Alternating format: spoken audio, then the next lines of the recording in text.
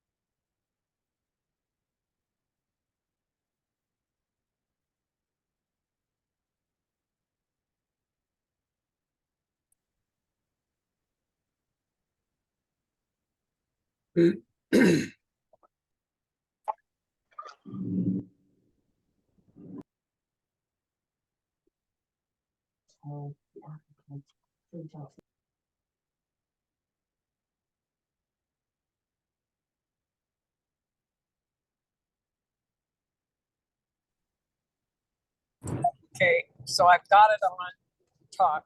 I'm not.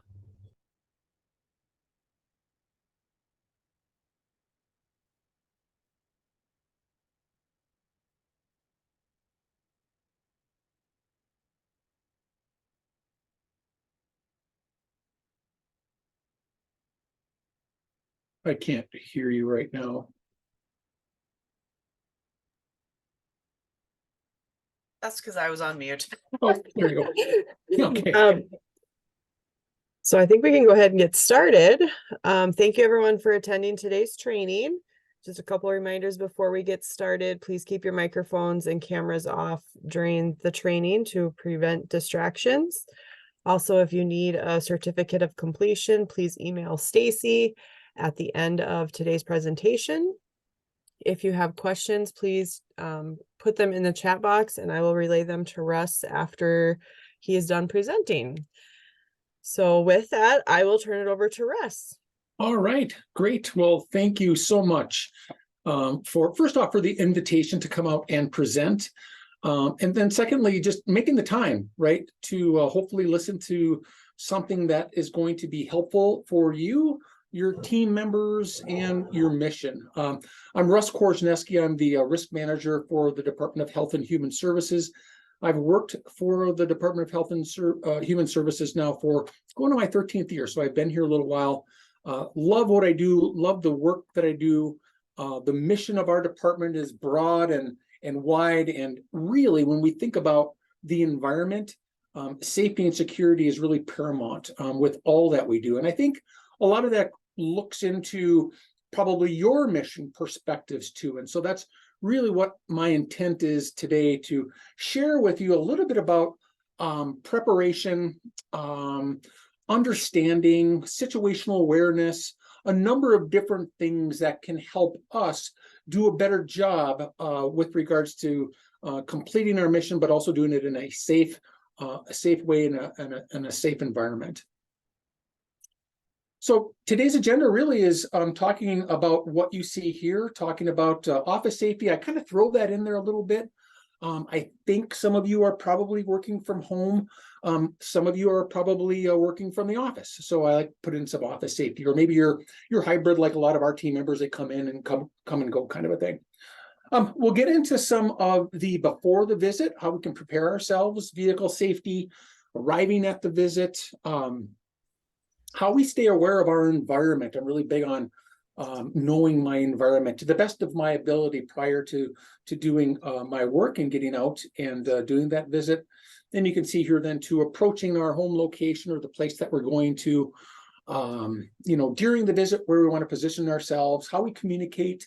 And then, of course, there might be those particular situations too that might be uncomfortable, situations where there might be things in that environment that are kind of like, eek, what's that all about? And then we'll also talk a little bit about aggressive behavior, because I think that's a key for us to kind of identify, maybe see some things before we kind of step into that. And then finally, some safety choices within our environment, and then I'll conclude. And like was said prior to me getting started, if you do have questions, put those in the chat, and I'll be happy to answer those after I'm done. So really, the office home environment. Now, the perspective that I'm presenting to you here might be a little different, but really, we are serving people, right? We're taking care of clients, and the services that you provide might be different from different perspectives or the things that you do. But really, when we think about taking care of those that we take care of, there could be some inherent risks when working with some of the people that we work with, and that's okay. That's part of the acceptance of what we do and who we work with.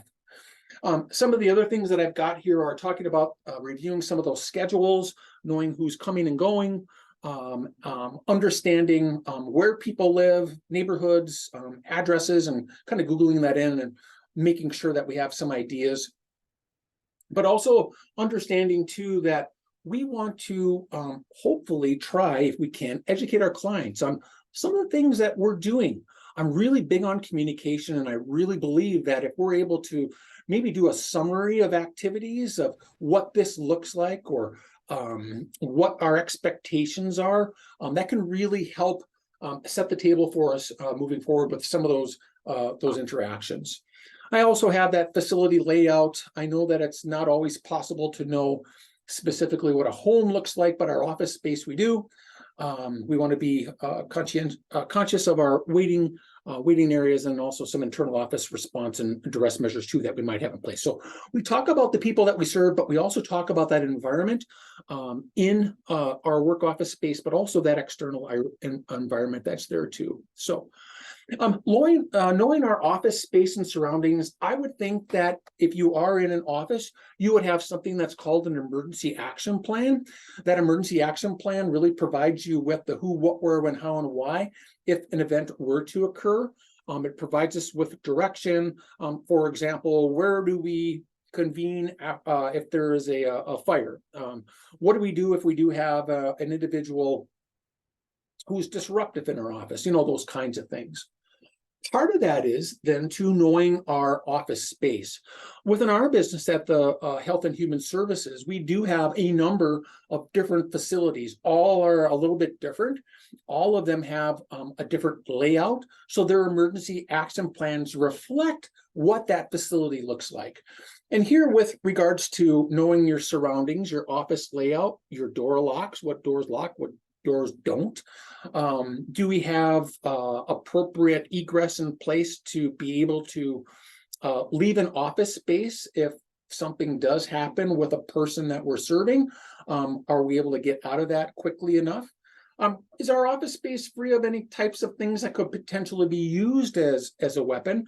But maybe it's, maybe we just take them out for a period of time that we're working with a particular person who can bring them back. We want to feel free to be able to make those adjustments within that work setting.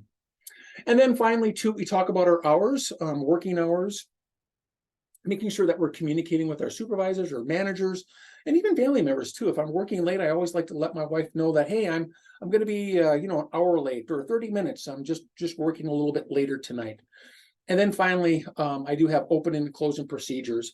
What do you have in place as an organization, as a facility, to ensure that we know that our doors are locked, our windows are secure, any of the personal information or confidentiality, that type of information has been put away, those kinds of things. Heaters are turned off, that kind of stuff, making sure that we have a safe environment post the end of our workday. Again, knowing our office surroundings, opening and closings, as I had stated earlier. What does our outside of the facility look like too? In the wintertime, obviously it gets darker quicker. Maybe I need to make sure that I have my vehicle a little bit closer to that entry door, exit door in the wintertime because of maybe darkness. We also want to make sure too that we're familiar and we know kind of what our community's like too. What's our neighborhood like? Are there things going on that we need to be aware of with regards to that office space? And of course, I put driving home too. I put on taking different routes or don't be predictable, and that's really something that we have to determine ourselves based on our environment, based on our situation, maybe with the people that we're taking care of or something that's going on. And then the bottom line for me is really that perception. How do I feel? What do I know what's going on? What's my sense? Using that to our advantage as we proceed with the end of our day or to the beginning of the start of our day. I put this in here. I know I can share this document with you too. I created a home-based health and safety plan. This is specifically for our home-based team members. This would be something that could be used for yourself at your office.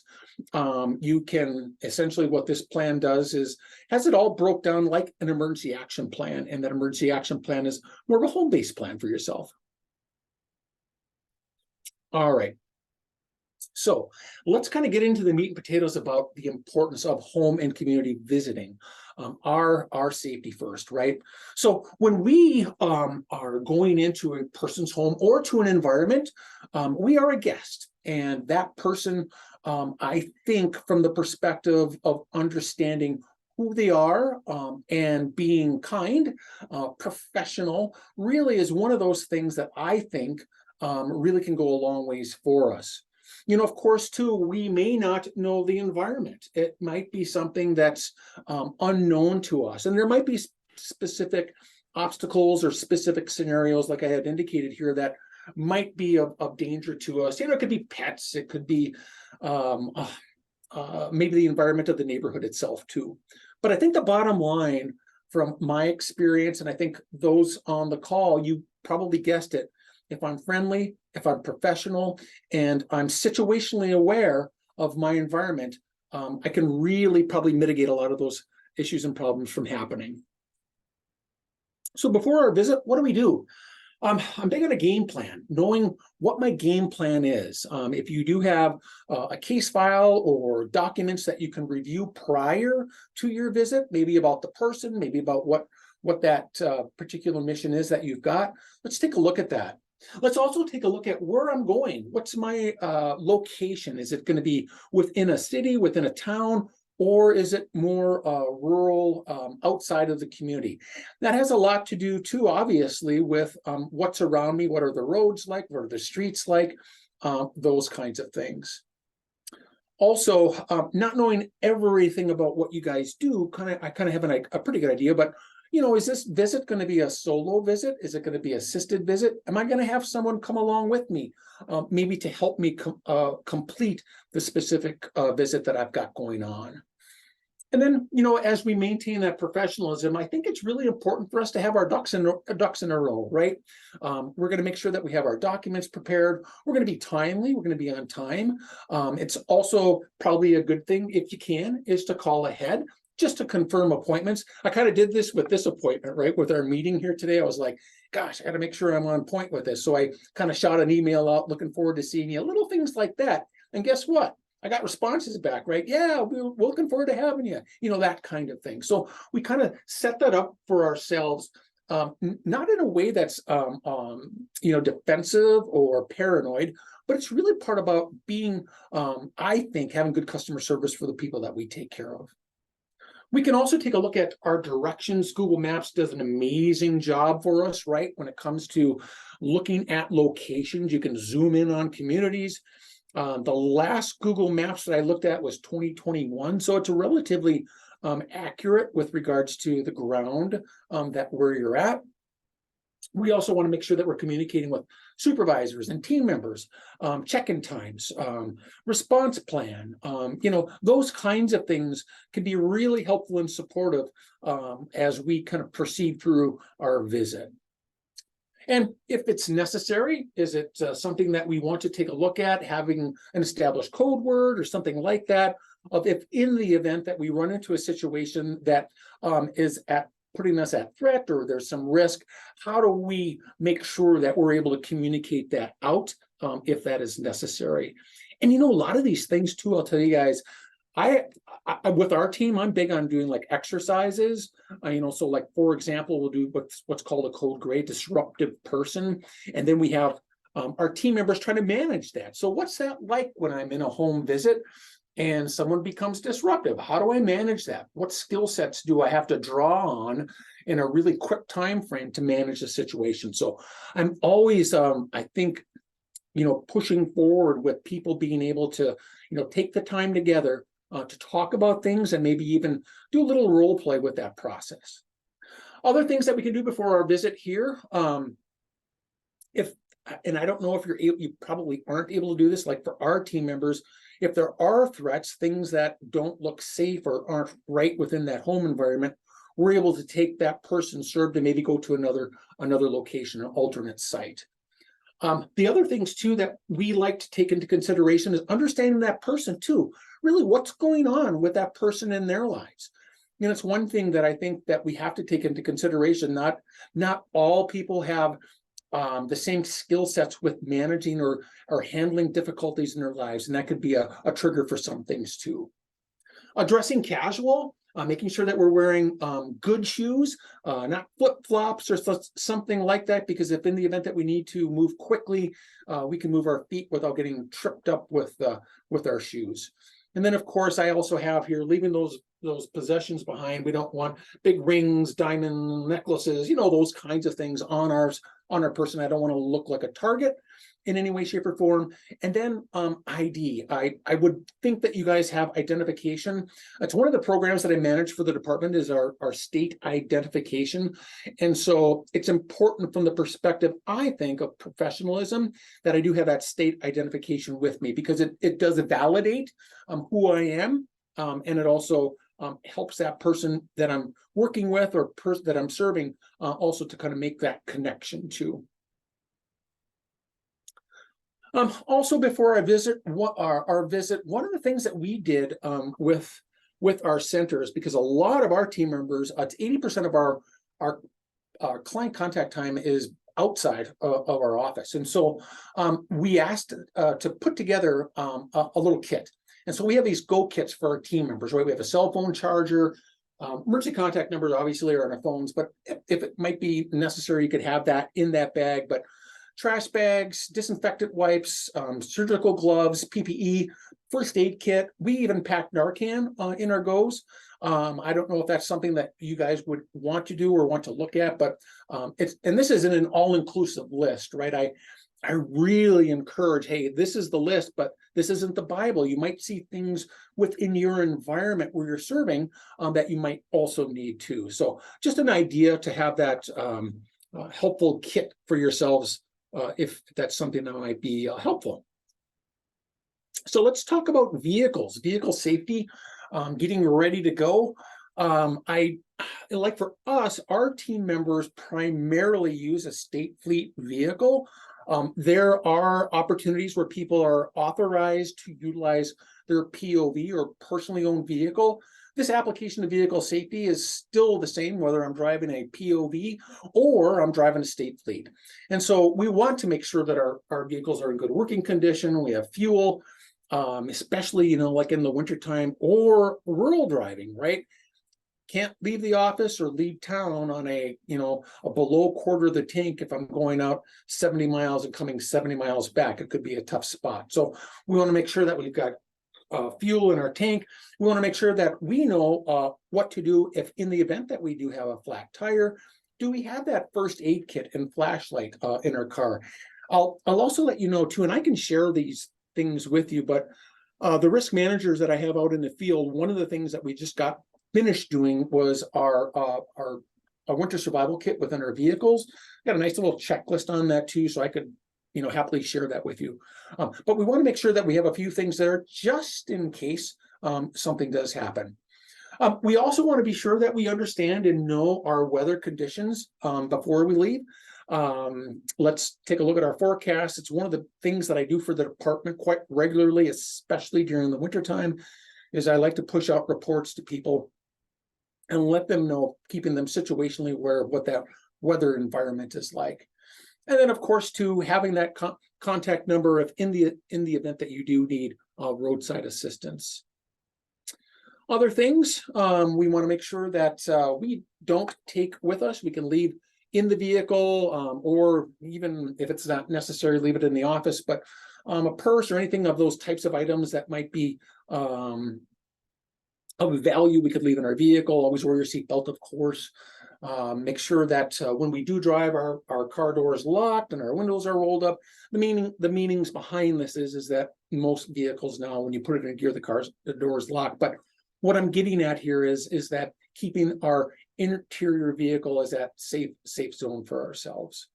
If we're unfamiliar with our destination, let's make sure that we're able to, when we get there, if we Google mapped in and we get there, maybe we drive around, maybe take a look at the neighborhood. What does it look like?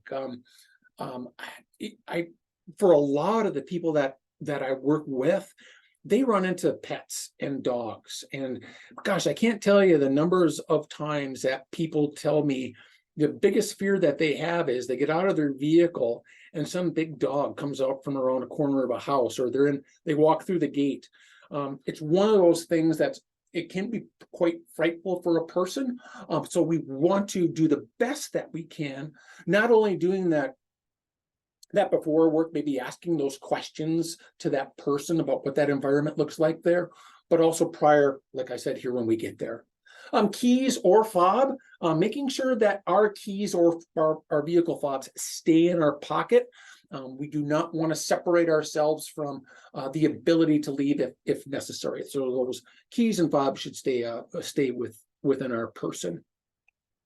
So when we get there, I kind of talk a little bit about that arriving, right? Looking at what that environment looks like, paying attention to our surroundings. Do you see signage? Do you see beware of the dog? Those kinds of things. Trespassers will be shot. Well, what does that mean, right? So it's always handy to make sure that when we do get there and we see those things, if we can, maybe we just call.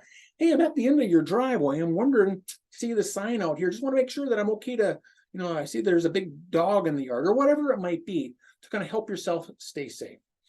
And if it's an area or a person that you're familiar with, and you see those unknown vehicles, that might be, something too that you want to think about or ask about before that visit.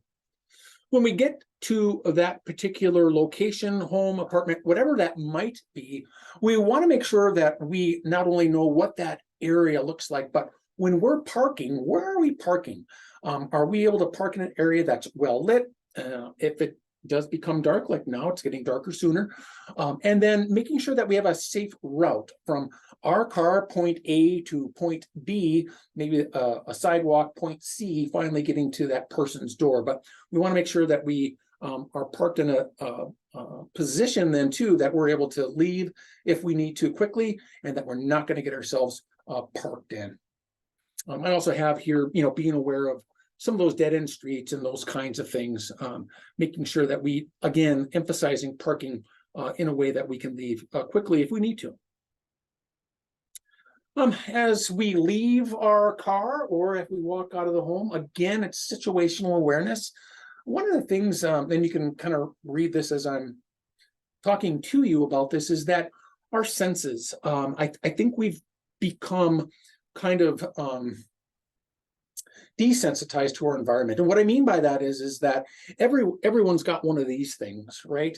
And the other day I was running on this river path that we have here in Bismarck. I swear to goodness, people were walking together, but they weren't communicating. They were like this on their phone as they were walking down the path. And we have to be aware of that too. I think what this does is that item, which is really handy and it's great to have, but it takes us away from understanding what else is happening around us. It takes away from our vision, from seeing about what's going on around us, hearing what's going on around us, smelling what's going on around us. And also, I think that other sense too, that hair on the back of my neck. When I sense or feel or perceive something that's not right, my gut tells me that, I'm going to listen to my gut. And maybe there's an opportunity here for me to step back and out before I get into an environment where I'm going to have a little bit more difficulty of getting out. So as far as what we've got going on here, and as what you read here as I'm speaking to you, is we want to make sure that we do have those keys again in our pocket. We want to make sure that we lock our vehicle, and we want to make sure that when we're coming back out to our vehicle, that we keep our eyes open, and we'll talk a little bit more about that as far as the environment goes. Approaching the home, of course, if we can make that pre-call or that location that we're going to, that would be great. We want to maintain self-confidence. We want to be self-assured. And also, obviously, when we're walking within that environment, watching where we're stepping, we've got the right shoes on, right? So making sure that we're staying aware of what our surroundings are looking like. Again, identification is a big, big deal. This is one of those items, again, that shows who we are, our professionalism. I do have identification. Interesting here, I actually put this in here: avoid standing directly in front of the door of windows or doors. I didn't have that in there, but I've done this presentation a lot, and I'm always taking feedback, right? So one of the folks mentioned during the presentation, because these are way more fun when I'm doing them in person, but with that said, they mentioned that they had actually gone to a home visit. They got to the door. They were kind of standing in front of the door. They knocked, knock, knock, knock, told the person who was there, and the front door opened. There was a screen door, and a big dog just came plowing past the client, knocked the door open, and knocked the person over, right? Our team member. Fortunately, they weren't injured. Fortunately, the dog didn't harm her. But the point being is that when we stand through by that door, we want to be able to look through the door. So I'm going to stand, a door's either going to open from left to right or right to left, dependent upon what that is. But where I want to stand when I'm opening that door, the screen door, and I'm making my knock, when that door opens and that person is looking at you or welcoming you, I'm looking through that person. I'm looking beyond the person into the environment too. I want to see what's going on beyond that before I step into. And so I want to make sure that not only am I engaging with regards to introducing myself, but I'm also being situationally aware. I'm looking forward and through to make sure that I can see what's coming up next. Again, I can tell you that some of the folks that we take care of, I had mentioned that we're taking care of them for a reason, right? They've got stuff going on. And even though I may have scheduled an appointment for them just the other day, they may not remember. And I might need to reemphasize or remind them of who I am and why I'm here. So again, I think it's really about showing respect and dignity to that person, explaining who you are, why I'm here, and then, of course, asking, can I enter? Can I come on in? That kind of thing. Again, once we enter into our environment, we're going to be observing the residence itself or where we're at. And then we're always cognizant about who else is in the location. Are there other people in a bedroom, in a bathroom? Are there other people within the home itself? And that's important for us for a couple of reasons. Safety, of course, but we also take into confidentiality and HIPAA compliance too. So I also included here parasites. There are things out there in people's homes. It does happen. We frequently have these challenges with some of the folks that we take care of. Could be a bed bug, could be lice. So if it looks cluttered or if it doesn't look clean, maybe your best bet is to, if you're offered a seat, maybe on a hardwood stool or something like that, and stay off of cushions and things like that. But you're going to look at that from the perspective of safety. You're going to look at it from the perspective of if I do need to leave, can I get out the door quickly enough? Those kinds of things. And of course, too, trust your instincts. I emphasize that again. Don't enter a home or a room that you suspect is unsafe. We can always come back or always get something rescheduled. I just got into this this next piece here. During a home visit, sit or stand near an exit. I'm always big on courtesy and professionalism. It's really, if you have that ability to do that with the person that you're serving, the relationship piece goes a long, long ways. Don't let the client sit or stand at a higher level of you or put you at a disadvantage. Standing is fine. That physical distance, if you're able to do that, with that person, we maintain that 3-foot distance, not only from the COVID world, but it's a safe distance too, right? For us, between the person served. And of course, non-threatening body language. We're using our hands. We can stand at a point, maybe with a right leg or left leg forward. It provides us with the ability to pivot if we need to, or move, those kinds of things.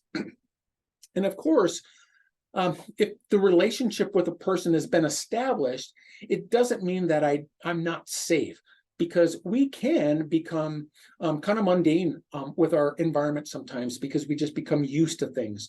And that's one of the things that I emphasize too, is let's stay on our best, right? Let's stay with our situational around us at all times.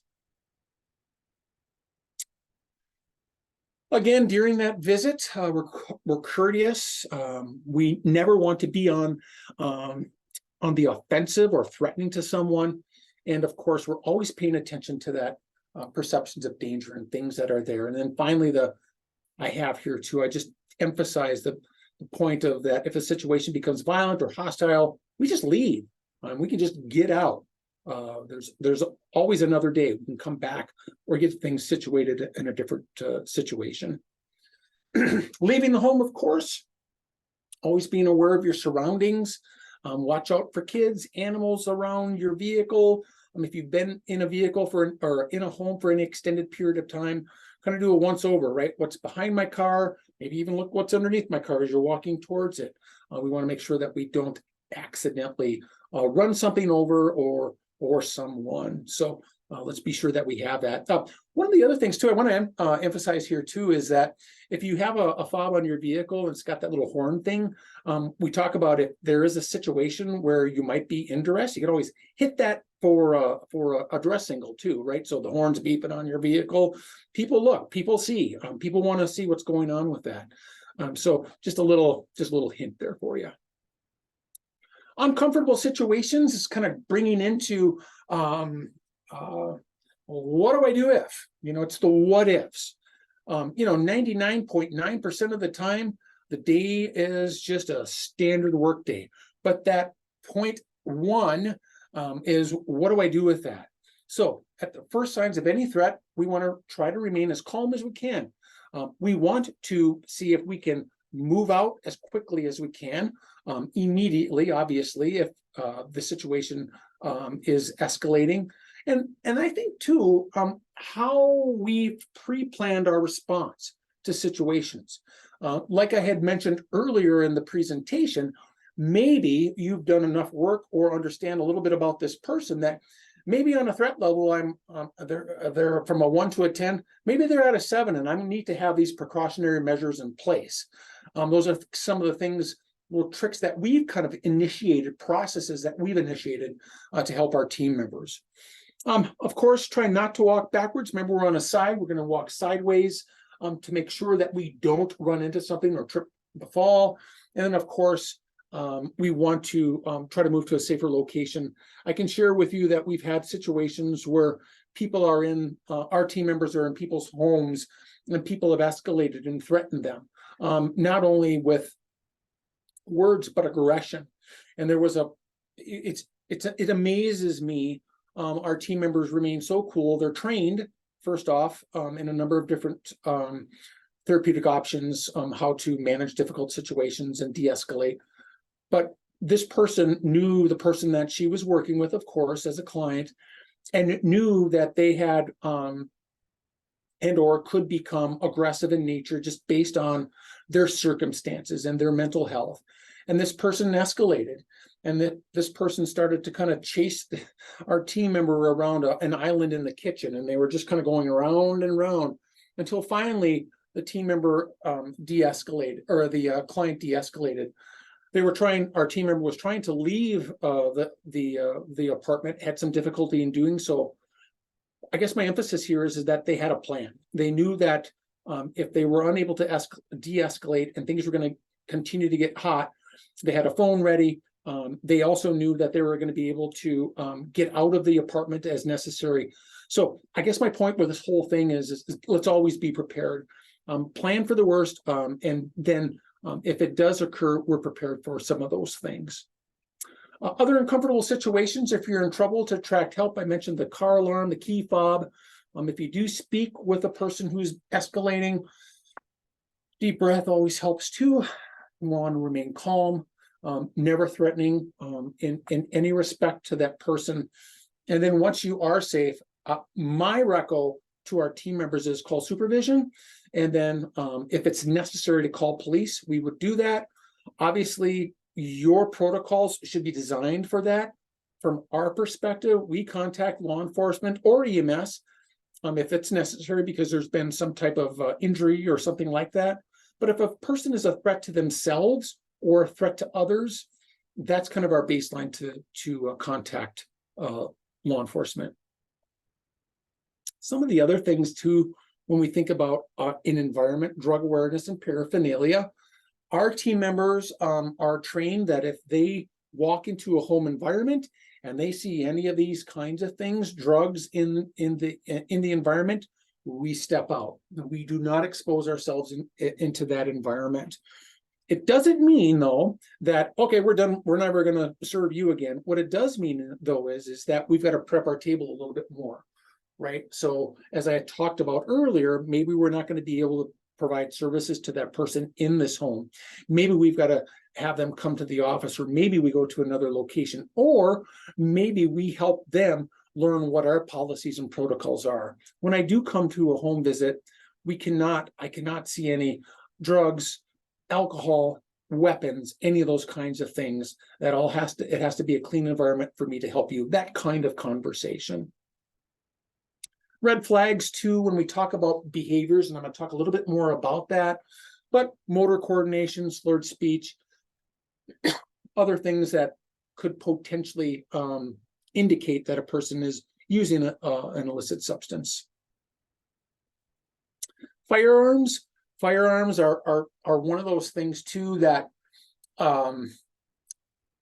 we see them in North Dakota. I was raised rural. That gun wreck that you see there, I made my sophomore year in high school. And so when you came onto our porch, that's what you saw. You saw, 22, a shotgun, a rifle, those kinds of things. Now, that's where they should be. They should be in a place like that. That's the right place in our environment, right? That's an okay place for them to be. Where they're not supposed to be is laid on a kitchen table or propped up in a corner of the living room, or a handgun laying out on a counter. Those are places that weapons, guns should not be. And we've got to have those conversations with people. Again, it's going to be based on your circumstances, your situation, on how you're going to manage that. We teach our team members that, of course, you've got to use some common sense here too, but a handgun on a kitchen table while I'm visiting with that person, that's a no-go. And that's a place that I'm not stepping into just because of the environment itself. Because if things were to escalate, that would be a difficult situation. Law enforcement, I did talk a little bit about that. Person served is a threat to themselves or others, or violence has occurred. I'm going to contact law enforcement. And again, I think for yourselves as an agency, you got to talk about some of those things. What does that emergency action plan look like? What are my response procedures? It's the what ifs within those types of environments that you could potentially run into.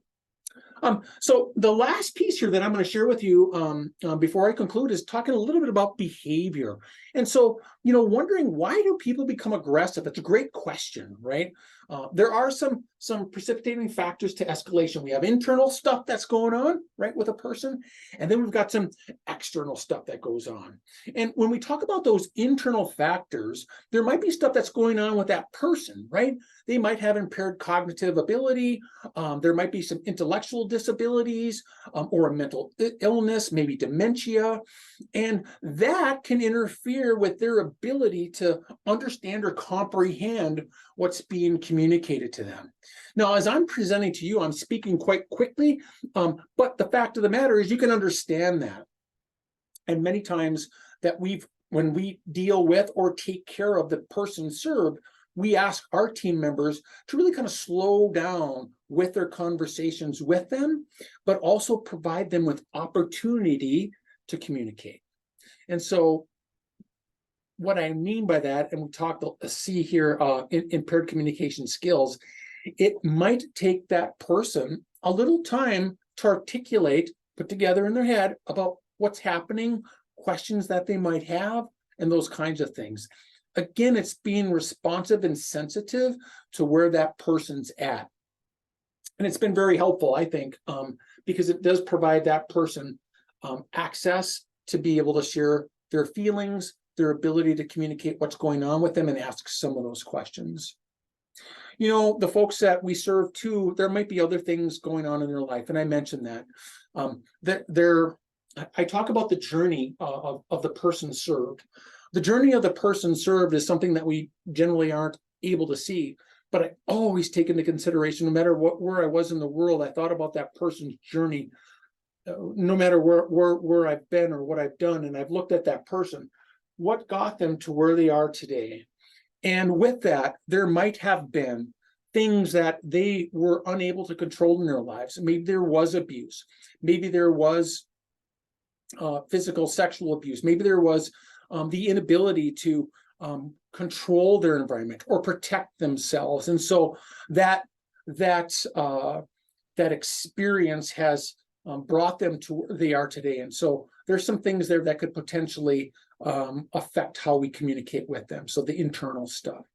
Maybe there's some unmet needs that they have. Maybe they aren't recognized. Maybe they don't have anyone to talk to. Maybe they're lonely. Coping mechanisms that they have also, maybe they're hungry. Maybe they haven't had a meal. Maybe their environment isn't the safest. So there's a lot of things that go on. We take that into consideration, any of those traumas or previous experience that we just might not know about with that person. Some of the external factors that are there too, the physical environment, I kind of touched on that a little bit, but what's the space like? Is it, the place that they're at? Is it clean? Is it noisy? Is it warm? Is it comfortable? And some of the other things that we talk about with regards to those external factors of the person. How is the person being treated by others? Do they have value? Are they treated with value and dignity? And it's one of the things that I truly believe that we can do to help people make their day a little bit better. You never know what you can do with a person, how you treat that person with dignity and respect, how that might carry over to their next interaction with you, but also with that next interaction with another person. All behavior has meaning. I kind of think that in understanding human behavior, aggression does have meaning. And people are aggressive maybe on how to communicate how they're feeling. I'm upset, I'm just PO'd, mad at the world, or whatever it might be. They might use aggression to try to get something, right? Give me that, that's mine. That's how they've survived, or maybe that's what they've used as a coping mechanism. Or they've used aggression as a way to escape. I can just, and then I can escape. Well, don't want to deal with that guy, that kind of thing. So people have used, I think, aggressive behavior in a number of different capacities to protect themselves, to get something, or to run away. But when we talk about that, what we try to teach or try to help our person served is that this type of behavior isn't necessary within the engagement with us. We're not here to be threatening. We're here to communicate, but listen. We're not here to take something from you.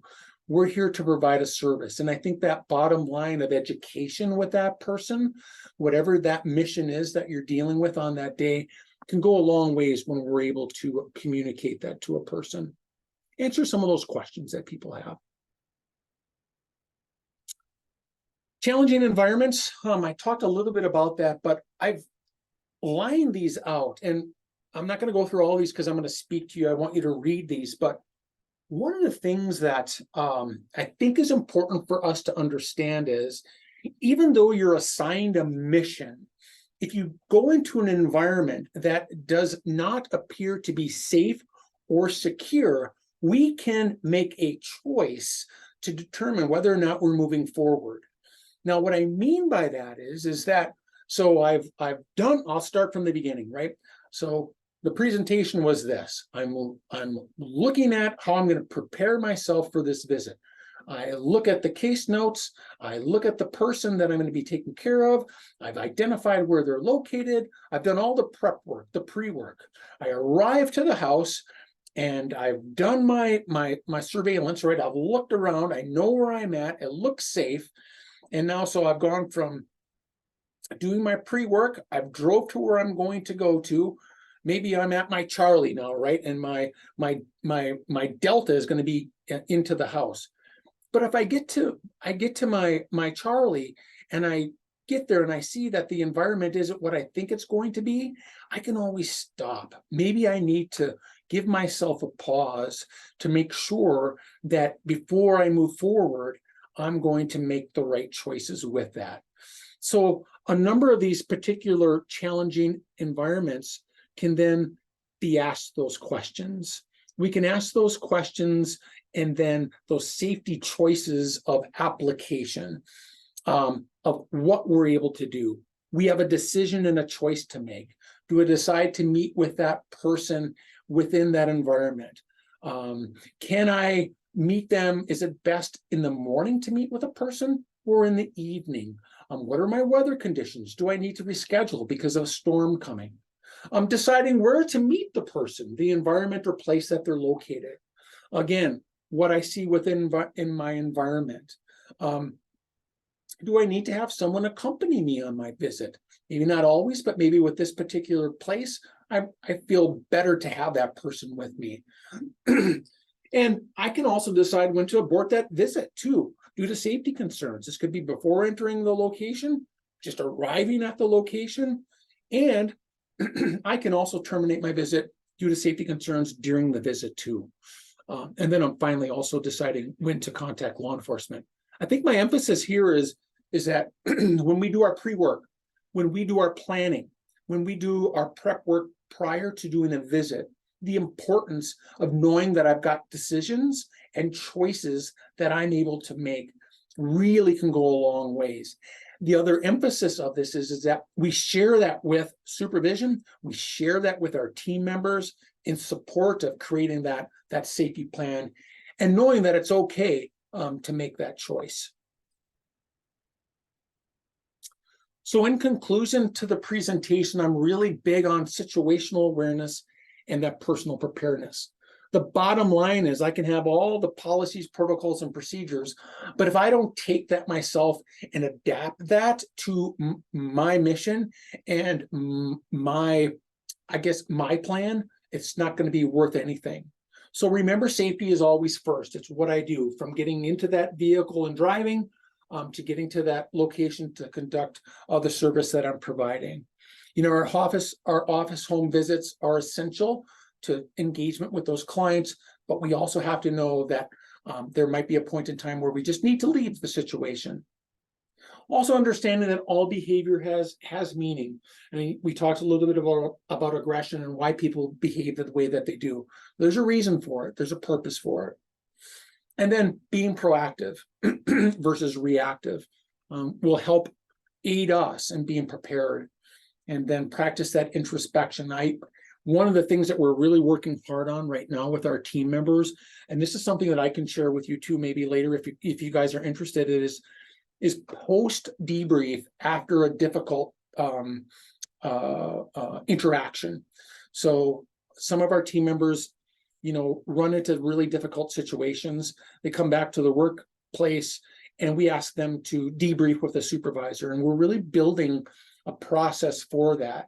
I find it really important from my previous experience in doing debriefings post-mission. There might be, you know, when a person has experienced some difficulty, maybe some exposure to something that wasn't nice, I need a place to talk about that so I can kind of be able to move forward. So debriefings could be something, or even just in conversation with supervision.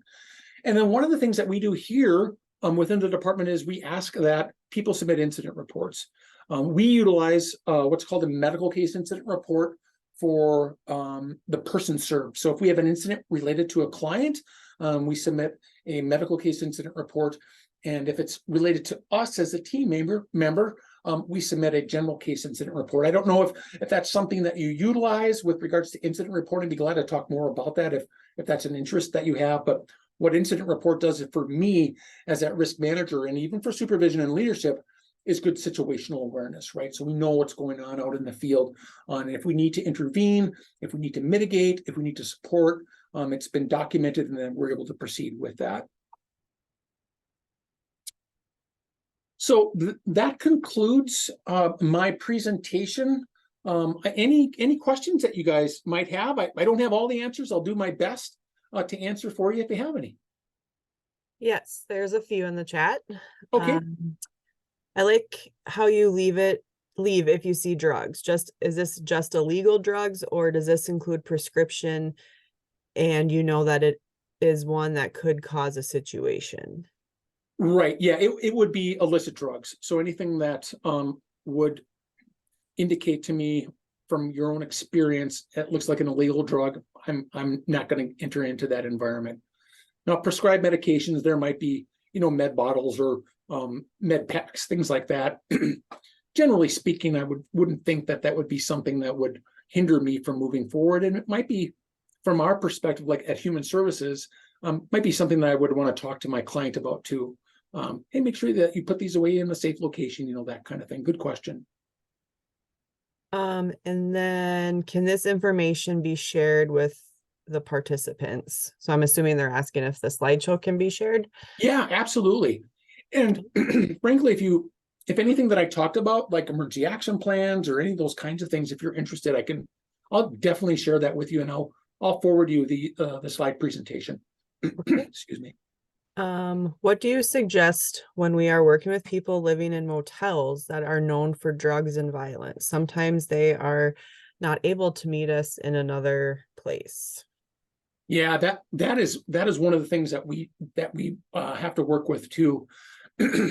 Hotels are people's homes for many of the people that we serve, and so one of the things that we do is if we know the environment is really sketchy, but we really want to be able to provide that service, we might team up together and have just for that particular location.